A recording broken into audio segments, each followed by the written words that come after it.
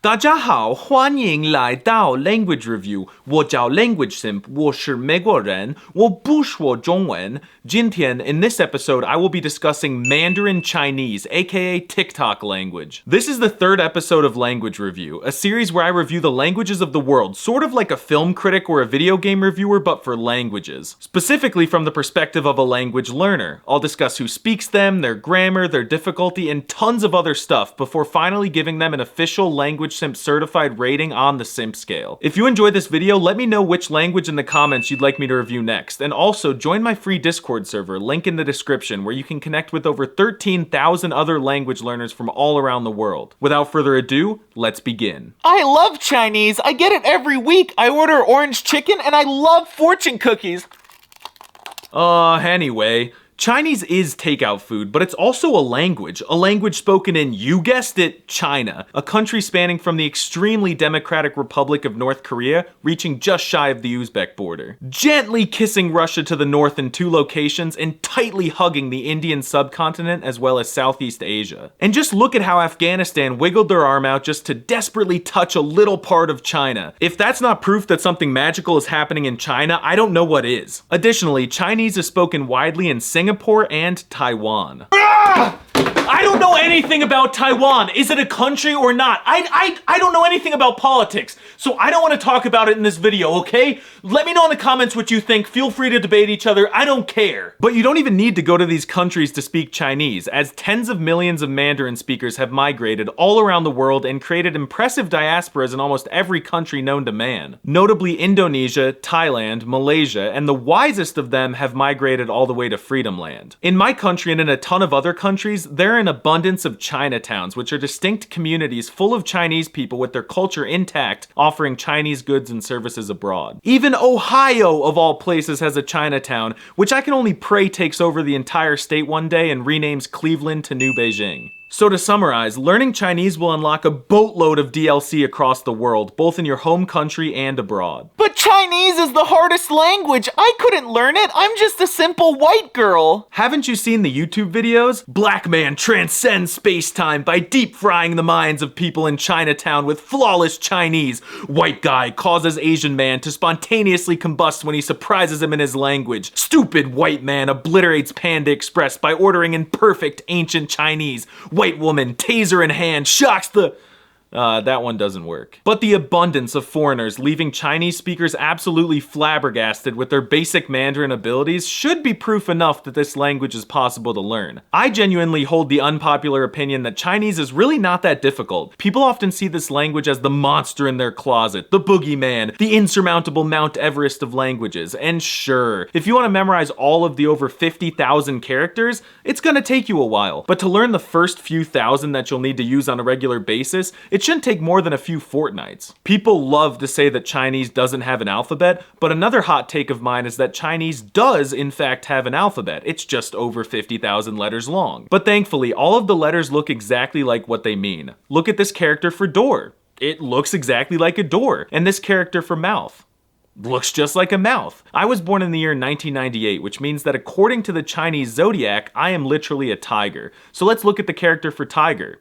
It looks exactly like the animal. You see the head, the claws, the teeth, the legs, and the hiney. If you can't, there's probably something wrong with you. And when you overlay a tiger on top of it, the depiction becomes clearer than a sunny day in Beijing. You see, Chinese is super easy to learn, honestly too easy, so if you want to learn a real big boy language, I recommend that you go start learning one of the 7 GigaChad languages offered on Speakly, who I'd like to thank for sponsoring today's video. Speakly is a language learning platform created by 2 hyper-polyglot GigaChads that's been helping me to practice and really hone in my language skills. For the moment in Russian, but I plan on using it also for my mad dash to a C2 cert in French soon. Unlike other language learning platforms, Speakly focuses on teaching you the essential vocab you'll actually need to use in real life. It doesn't bore you and force you to memorize useless words for asexually reproducing worms and rare tomatoes. It really focuses on conversational fluency, and it offers a variety of language learning exercises that I believe will dramatically speed up your language acquisition. Speakly is available on both web and mobile for Android and iOS, and there's a free 7-day trial, so do me a solid, click the link in the description and try it out. out. You won't lose anything, and if after 6 days you're not satisfied, just cancel it. But isn't Chinese a tonal language? Tones seem impossible. If tones actually scare you, you're probably a monolingual beta. Yes, it is true. Mandarin Chinese does have 4.5 tones, which aren't denoted by the characters, so you've just got to learn them all by heart. However, there is a form of Chinese writing known as pinyin, where they write in the American alphabet and include conveniently placed accent markers above the vowels. These markers honestly all look like different caterpillars attempting to achieve various tasks. The first tone is a sleepy caterpillar resting after kung fu practice. The second tone is a caterpillar trying to climb a ramp to get to an apple. The third tone is a caterpillar inching along the road on its way to Chinatown. And the fourth tone is a caterpillar sliding down a ramp like Tony Hawk. There's also a secret fifth tone, and they don't write that one, so we can only assume that the caterpillar is just dead. That may sound overwhelming, but every single person I've talked to who's actually learned Chinese to a high level says that the tones are not hard at all. In general, native Chinese speakers will understand you even if you mess up the tones, but you do run the risk of getting yourself into trouble in a few circumstances. For example, the word for kiss and ask is the same word, just with a different tone. Imagine you get the once-in-a-lifetime opportunity to meet Xi Jinping in person, and you want to ask him what his favorite flavor of Bing Chilling is. And instead of saying, "I want to ask you," you accidentally say, "I want to kiss you." And to your surprise, he leans in and embraces you, and you fall in love, get married, and have one child. It's not policy anymore, but hey, he's a man of tradition. But honestly, screw tones. You could just John Cena the language and butcher them all. You could also make a ton of money and get very famous in China if you put low effort into learning the language. Of course, John Cena did it, but a bunch of YouTubers and other celebrities have done it as well. It's so popular, in fact, that there's even the term white monkey for white people who move to China to be in commercials, movies, and modeling like a zoo animal just because they're white. Would the CCP shower me with money if I show for their country? China is the greatest country in the world. They are the future leaders of the world, and everyone should be forced to learn Chinese instead of our native languages. We should all only buy Chinese products as well.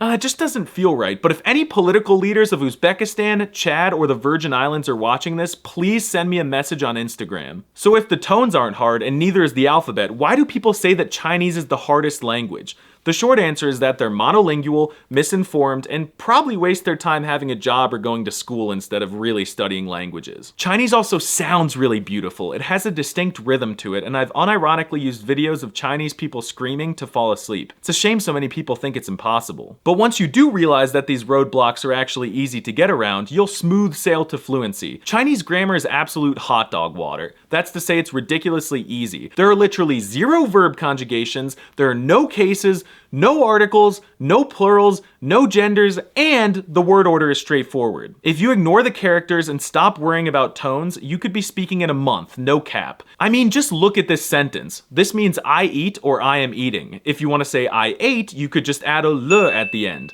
And if you want to say I will eat, you could just add this word before the verb. See? Easy peasy. There's no BS where you have to memorize millions of variations of the verb, and I'm looking at you, Mexican! Speaking of things totaling in the millions, if you're a single and lonely man and you have money, learning Chinese will instantly unlock communication with over 600 million women in China and roughly 5,393,426.7 women across the world. And Chinese women are absolutely beautiful. I took Chinese classes when I was 13, and I'm still in love with my old teacher who got deported because they found out she wasn't even a teacher. But instead of pursuing women, I strongly advise you to just focus on learning more languages. Now it's time for the funnest part of the review. Let's talk about the shock factor. How will native Chinese speakers react to you speaking their language as a foreigner? Even though Chinese is a global language with over 1 billion speakers, the truth is that not a lot of foreigners ever reach a conversational level. So if you're a foreigner and you whip out Mandarin Chinese with an excusable accent at a decent level,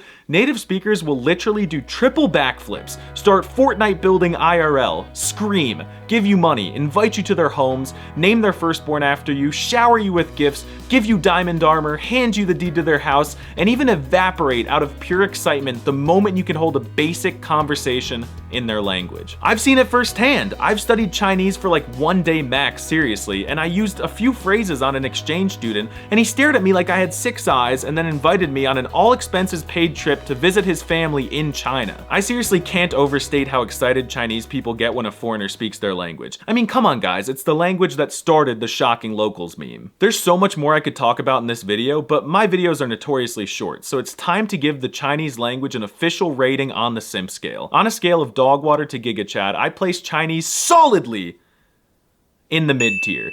I totally see why someone would learn it, but it's kind of the typical choice for someone who isn't a weeb or a BTS stan, but still wants to learn a major Asian language. If you enjoyed this video, consider supporting me on Patreon, where I make language learning tips and tricks videos, and maybe even give me a follow on Twitter and Instagram. I love interacting with you guys and hearing what you have to say. Recording this kind of makes me want to go shock some locals with a GoPro.